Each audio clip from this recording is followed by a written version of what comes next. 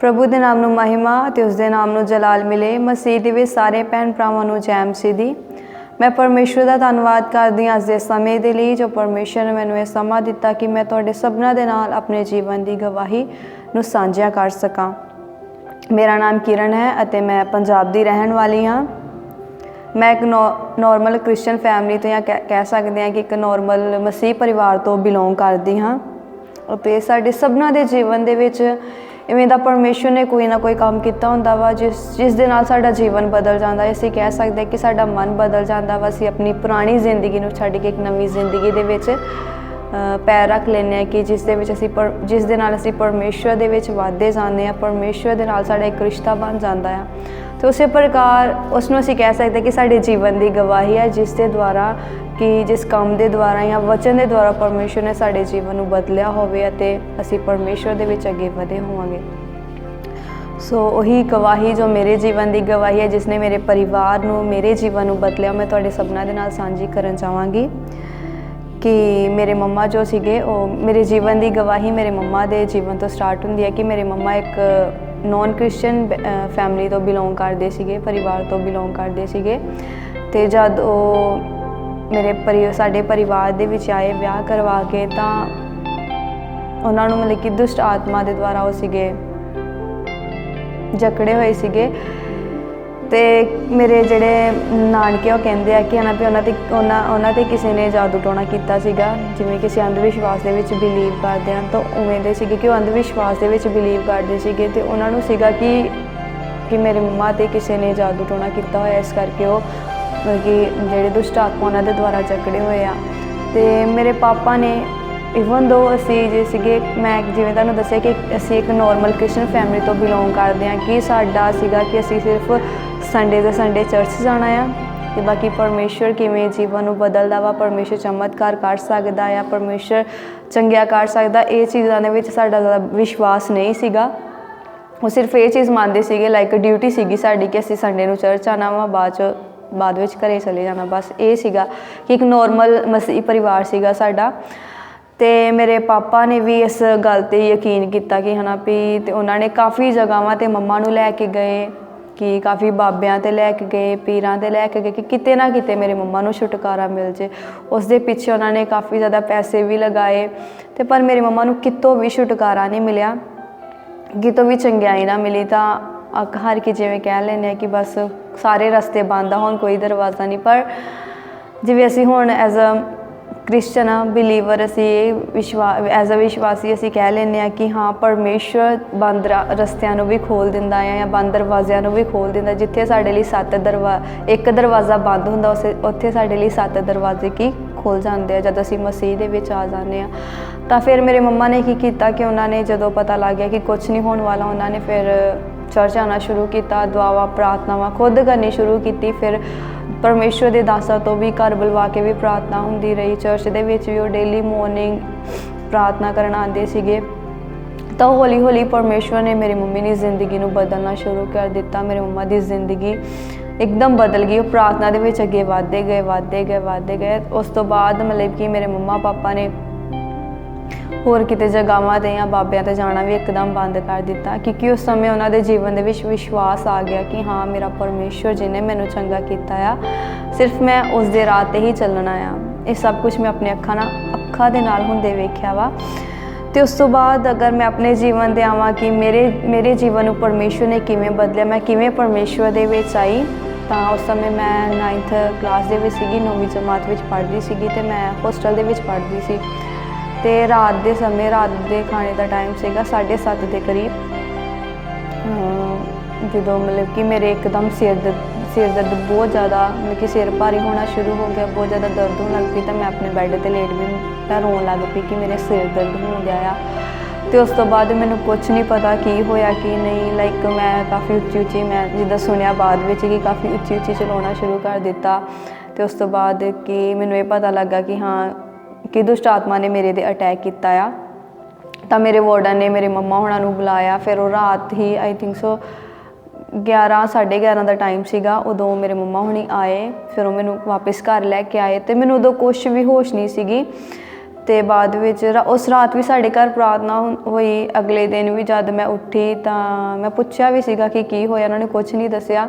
ਤਾਂ ਫਿਰ ਇੱਦਾਂ ਡੇਲੀ 4 ਦਿਨਾਂ ਤੱਕ ਮੇਰੇ ਨਾਲ ਮਤਲਬ ਕਿੱਦਾਂ ਹੁੰਦਾ ਰਿਹਾ। ਮੈਂ ਇੱਕਦਮ ਲਾਈਕ ਬੈੱਡ ਰੀਡਨ ਹੋ ਗਈ ਸੀਗੀ। ਮੈਨੂੰ ਕੋਈ ਆਸ਼ਾ ਨਹੀਂ ਸੀਗੀ ਆਪਣੇ ਜੀਵਨ ਤੋਂ ਕਿ ਮੈਂ ਬਚਾਂਗੀ ਵੀ ਜਾਂ ਨਹੀਂ, ਕਿਉਂਕਿ ਮੈਂ ਆਪਣੇ ਮੰਮਾ ਨੂੰ ਵੀ ਇੰਨੀ ਗੱਲ ਕਹੀ ਸੀਗੀ ਕਿ ਮੇਰਾ ਬਚਣਾ ਮੁਸ਼ਕਿਲ ਆ, ਮੈਨੂੰ ਨਹੀਂ ਲੱਗਦਾ ਮੈਂ ਬਚਣਾ ਵਾ ਵੀ। ਪਰ ਉਸ ਜਿਵੇਂ ਕਿ ਮੈਂ ਤੁਹਾਨੂੰ ਕਿਹਾ ਕਿ ਅਸੀਂ ਇੱਕ ਨੋਰਮਲ ਕ੍ਰਿਸਚਨ ਫੈਮਿਲੀ ਤੋਂ ਬਿਲੋਂਗ ਕਰਦੇ ਸੀਗੇ। ਬੇਸ਼ੱਕ ਮੇਰੇ ਮੰਮਾ ਵਿਸ਼ਵਾਸ ਕਰਨ ਲੱਗ ਪਏ ਸੀਗੇ, ਵਿਸ਼ਵਾਸ ਵਿੱਚ ਆ ਗਏ ਸੀਗੇ ਪੱਕੇ ਤਰੀਕੇ ਨਾਲ ਪਰਮੇਸ਼ਵਰ ਦੇ ਵਿੱਚ, ਪਰ ਫਿਰ ਵੀ ਜੋ ਸਾਡੇ ਘਰ ਦੇ ਮੈਂਬਰ ਸੀਗੇ ਉਹ ਕਹਿਣ ਲੱਗ ਪਏ ਕਿ ਨਹੀਂ, ਮਤਲਬ ਕਿ ਦੁਆਵਾਂ ਪ੍ਰਾਰਥਨਾ ਵੀ ਹੁੰਦੀਆਂ ਸੀਗੀਆਂ ਪਰ ਉਸ ਸਮੇਂ ਕੁਛ ਨਹੀਂ ਸੀਗਾ। ਕਿ ਫਿਰ ਵੀ ਮੈਂ ਬਿਮਾਰ ਹੀ ਰਹੀ 4 ਦਿਨਾਂ ਤੱਕ। ਅਤੇ ਮੇਰੇ ਘਰ ਦੇ ਮੈਂਬਰਾਂ ਨੇ ਵੀ ਕਿਹਾ ਕਿ ਇਹਨੂੰ ਕਿਤੇ ਹੋਰ ਲੈ ਜਾਓ, ਵੀ ਲਾਈਕ ਬਾਬਿਆਂ 'ਤੇ ਲੈ ਜਾਓ, ਅਤੇ ਹੋ ਸਕਦਾ ਹੈ ਕਿ ਹੈ ਨਾ ਵੀ ਤੁਹਾਡੀ ਬੱਚੀ ਨੂੰ ਹੈ ਨਾ ਛੁਟਕਾਰਾ ਮਿਲ ਜਾਏ ਜਾਂ ਚੰਗਿਆਈ ਮਿਲ ਜਾਏ। ਪਰ ਮੇਰੇ ਮੰਮਾ ਨੇ ਉਸ ਸਮੇਂ ਕਿਹਾ ਕਿ ਨਹੀਂ, ਕਿ ਜਿੱਥੋਂ ਮੈਨੂੰ ਚੰਗਿਆਈ ਨਹੀਂ ਮਿਲ ਸਕੀ, ਮੇਰੀ ਕੁੜੀ ਨੂੰ ਉਸ ਜਗ੍ਹਾ ਤੋਂ ਕਿਵੇਂ ਚੰਗਿਆਈ ਮਿਲ ਸਕਦੀ ਆ। ਤਾਂ ਉਸ ਤੋਂ ਬਾਅਦ ਮੇਰੇ ਮੰਮਾ ਨੇ ਵਿਸ਼ਵਾਸ ਕੀਤਾ ਉਸ ਰਾਤ, ਜਦੋਂ ਇਹ ਗੱਲ ਚੌਥੇ ਦਿਨ, ਤਾਂ ਵਿਸ਼ਵਾਸ ਕੀਤਾ, ਵਿਸ਼ਵਾਸ ਨਾਲ ਖੁਦ ਪ੍ਰਾਰਥਨਾ ਕੀਤੀ। ਪਰਮੇਸ਼ਵਰ ਦੇ ਦਾਸ ਸਾਡੇ ਘਰ ਵਿੱਚ ਆਏ, ਉਹਨਾਂ ਨੇ ਮੇਰੇ ਲਈ ਪ੍ਰਾਰਥਨਾ ਕੀਤੀ। ਤਾਂ ਪਰਮੇਸ਼ਵਰ ਨੇ, ਮੈਂ ਧੰਨਵਾਦ ਕਰਦੀ ਹਾਂ ਪਰਮੇਸ਼ਵਰ ਦਾ ਕਿ ਪਰਮੇਸ਼ਵਰ ਨੇ ਮੈਨੂੰ ਉਸ ਸਮੇਂ ਛੁੱਹ ਕੇ ਚੰਗਿਆ ਕੀਤਾ, ਅਤੇ ਇਸ ਲਈ ਮੈਂ ਪਰਮੇਸ਼ਵਰ ਦਾ ਬਹੁਤ ਧੰਨਵਾਦੀ ਹਾਂ। ਅਤੇ ਉਸ ਦਿਨ ਤੋਂ ਲੈ ਕੇ ਅੱਜ ਤੱਕ ਕਿ ਮੈਨੂੰ ਕੋਈ ਬਿਮਾਰੀ ਨਹੀਂ ਹੈ। ਪਰਮੇਸ਼ਵਰ ਦੀ ਕਿਰਪਾ ਦੇ ਨਾਲ ਮੈਂ ਇੱਕਦਮ ਠੀਕ ਹਾਂ। ਉਸ ਤੋਂ ਬਾਅਦ ਮੈਨੂੰ ਕੋਈ ਅਟੈਕ ਨਹੀਂ ਹੋਇਆ, ਕੁਛ ਨਹੀਂ ਹੋਇਆ।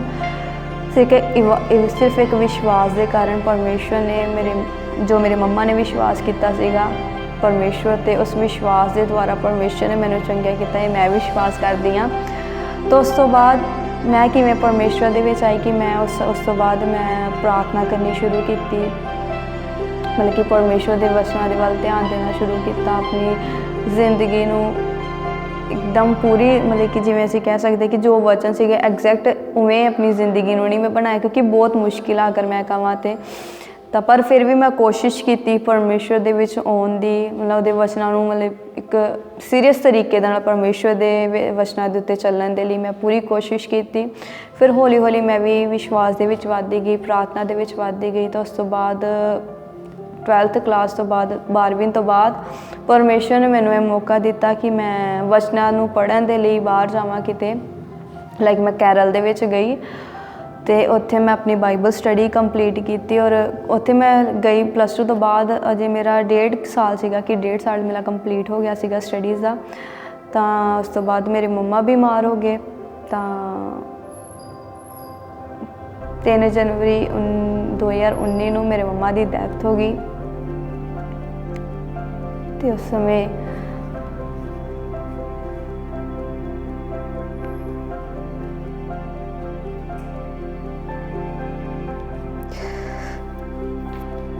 ਸਾਡਾ ਪੂਰਾ ਪਰਿਵਾਰ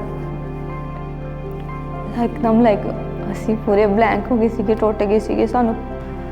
ਅਤੇ ਮੇਰੇ ਮੰਮਾ ਦੀ ਡੈਥ ਹੋ ਗਈ, ਲਾਈਕ ਹੁਣ 2.5 ਸਾਲ ਹੋ ਚੁੱਕੇ ਆ। ਅਤੇ ਉਹ ਸਮਾਂ ਸਾਡੇ ਪੂਰੇ ਪਰਿਵਾਰ ਦੇ ਲਈ ਲਾਈਕ ਤਾਂ ਕਿ ਇੱਕ ਪੂਰੀ ਤਰ੍ਹਾਂ ਆਪਾਂ ਟੁੱਟ ਚੁੱਕੇ ਸੀਗੇ ਅਤੇ ਸਾਡੇ ਲਾਈਫ ਵਿੱਚ ਕੋਈ ਨਹੀਂ ਸੀਗਾ ਕਿ ਅਸੀਂ ਅੱਗੇ ਕੀ ਕਰਨਾ ਵਾ, ਕਿੱਦਾਂ ਸਭ ਕੁਛ ਹੈਂਡਲ ਕਰਨਾ ਵਾ, ਕਿਉਂਕਿ ਸਾਡੇ ਪਰਿਵਾਰ ਦੇ ਵਿੱਚ ਮੈਂ, ਮੇਰੇ ਪਾਪਾ ਅਤੇ ਮੇਰੇ 2 ਬ੍ਰਦਰ ਹੀ ਰਹਿ ਗਏ ਸੀਗੇ। ਅਤੇ ਸਾਨੂੰ ਕੁਛ ਨਹੀਂ ਸੀ ਪਤਾ ਕਿ ਅੱਗੇ ਆਪਾਂ ਕਿਵੇਂ ਕਰਨਾ, ਕਿਉਂਕਿ ਕਹਿੰਦੇ ਨੇ ਕਿ ਮਦਰ ਹੁੰਦੀ ਹੈ ਜੋ ਸਾਰੇ ਘਰ ਨੂੰ ਬਣਾਉਣ ਵਾਲੀ ਹੁੰਦੀ ਹੈ, ਜਿੱਦਾਂ ਵਚਨ ਵਿੱਚ ਵੀ ਲਿਖਿਆ ਕਿ ਇੱਕ ਸਮਝਦਾਰ ਇਸਤਰੀ ਆਪਣੇ ਘਰ ਨੂੰ ਬਣਾਉਂਦੀ ਆ। ਅਤੇ ਮੇਰਾ ਵਿਸ਼ਵਾਸ ਹੈ ਕਿ ਮੇਰੇ ਮੰਮਾ ਉਹ ਸਮਝਦਾਰ ਇਸਤਰੀ ਸੀ ਜਿਨ੍ਹਾਂ ਨੇ ਆਪਣੇ ਪੂਰੇ ਘਰ ਨੂੰ ਬਣਾਇਆ ਸੀਗਾ, ਸਾਡੇ ਘਰ ਨੂੰ ਚਲਾਇਆ, ਆਪਣੇ ਬੱਚਿਆਂ ਨੂੰ ਪੜ੍ਹਾਇਆ ਲਿਖਾਇਆ। ਮਤਲਬ ਕਿ ਉਹ ਚਾਹੁੰਦੇ ਸੀਗੇ ਕਿ ਉਹਨਾਂ ਦੇ ਬੱਚੇ ਇੱਕ ਸਹੀ ਮੁਕਾਮ 'ਤੇ ਪਹੁੰਚਣ, ਕੁਛ ਨਾ ਕੁਛ ਆਪਣੀ ਜ਼ਿੰਦਗੀ ਦੇ ਵਿੱਚ ਹਾਸਿਲ ਕਰਨ। ਅਤੇ ਸਾਡੇ ਲਈ ਲਾਈਕ ਉਹਨਾਂ ਦੀ ਡੈਥ ਸਾਡੇ ਲਈ ਬਹੁਤ ਵੱਡੀ ਸ਼ੌਕਿੰਗ ਨਿਊਜ਼ ਸੀਗੀ ਕਿ ਮੈਂ ਉੱਥੇ ਸੀਗੀ ਕੇਰਲਾ ਦੇ ਵਿੱਚ, ਅਤੇ ਮੈਨੂੰ ਨਹੀਂ ਸੀਗੀ ਪਤਾ ਕਿ ਮੈਂ ਆ ਵੀ ਸਕਦੀ ਹਾਂ ਕਿ ਨਹੀਂ। ਮੇਰੀ ਰੋਜ਼ ਗੱਲ ਹੁੰਦੀ ਸੀਗੀ ਸਾਡੀ ਕਿ ਜਦੋਂ ਬਿਮਾਰ ਵੀ ਸੀਗੇ, ਹੌਸਪੀਟਲ ਦੇ ਵਿੱਚ ਵੀ ਸੀਗੇ, ਸਾਡੀ ਗੱਲ ਹੁੰਦੀ ਸੀਗੀ, ਬਟ ਮੈਨੂੰ ਇੰਨਾ ਨਹੀਂ ਸੀਗਾ ਨਾ, ਸਾਨੂੰ ਪਤਾ ਨਹੀਂ ਸੀਗਾ ਕਿ ਹੋਣਾ ਅੱਗੇ ਜਾਂ ਕਿ ਨਹੀਂ। ਤਾਂ ਉਹਨਾਂ ਦੀ ਡੈਥ ਸਾਡੇ ਲਈ ਮਤਲਬ ਕਿ ਇੱਕ ਸ਼ੌਕਿੰਗ ਨਿਊਜ਼ ਵਾਂਗੂ ਹੋ ਗਈ। ਅਸੀਂ ਇੱਕਦਮ ਸ਼ੌਕ ਹੋ ਗਏ ਕਿ ਹੋ ਕੀ ਗਿਆ ਸਾਡੇ ਨਾਲ ਅੱਗੇ, ਅਸੀਂ ਕਿਵੇਂ ਆਪਣੀ ਜ਼ਿੰਦਗੀ ਦੇ ਵਿੱਚ ਅੱਗੇ ਵਧਣਾ। ਤਾਂ ਮੇਰੇ ਲਈ ਤਾਂ ਬਹੁਤ ਹੀ ਜ਼ਿਆਦਾ ਸੀਗਾ ਕਿ ਜਿਸ ਬੰਦੇ ਤੋਂ ਜਾਂ ਜਿਸ ਇਨਸਾਨ ਤੋਂ ਤੁਸੀਂ ਹੈ ਨਾ ਇੰਸਪਾਇਰ ਹੋਏ ਹੋਵੇ ਹੈ ਨਾ, ਉਸ ਤੋਂ ਬਿਨਾਂ ਆਪਣੀ ਜ਼ਿੰਦਗੀ ਨੂੰ ਜੀਣਾ ਲਾਈਕ ਬਹੁਤ ਬਹੁਤ ਹੀ ਜ਼ਿਆਦਾ ਬੁਰਾ ਕਹਿ ਸਕਦੇ ਹਾਂ।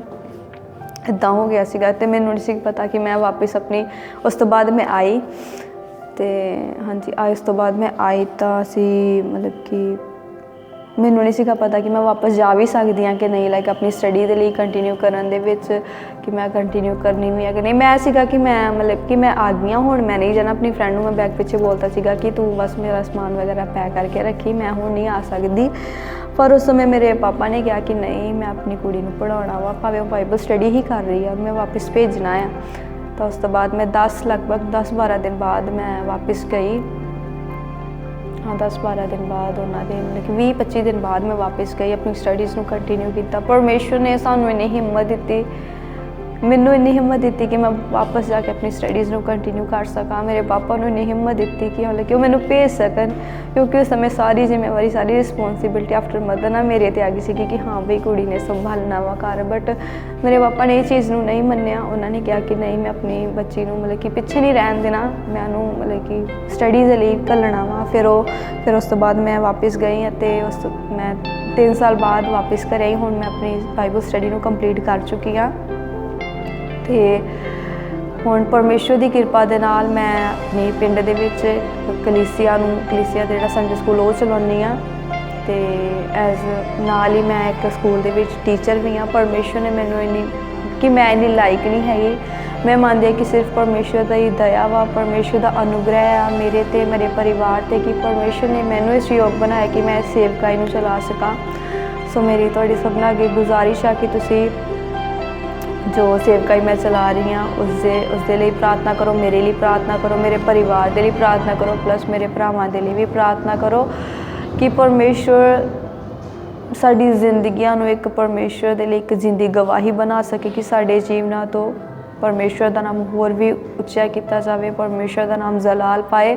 ਅਤੇ ਜੋ ਸੇਵਕਾਈ ਮੈਂ ਚਲਾ ਰਹੀ ਹਾਂ ਉਸਦੇ ਲਈ ਵੀ ਪ੍ਰਾਰਥਨਾ ਕਰਨੀ ਕਿ ਪਰਮੇਸ਼ਵਰ ਸਾਰੇ ਬੱਚਿਆਂ ਨੂੰ ਬੜੀ ਆਸ਼ੀਸ਼ ਬਰਕਤ ਦੇਵੇ, ਕਿ ਉਹ ਬੱਚੇ ਵੀ ਅੱਗੇ ਜਾ ਕੇ ਪਰਮੇਸ਼ਵਰ ਦੀ ਮਹਿਮਾ ਦੇ ਲਈ ਉਸਦੇ ਕੰਮਾਂ ਦੇ ਲਈ ਇਸਤੇਮਾਲ ਹੋ ਸਕਣ।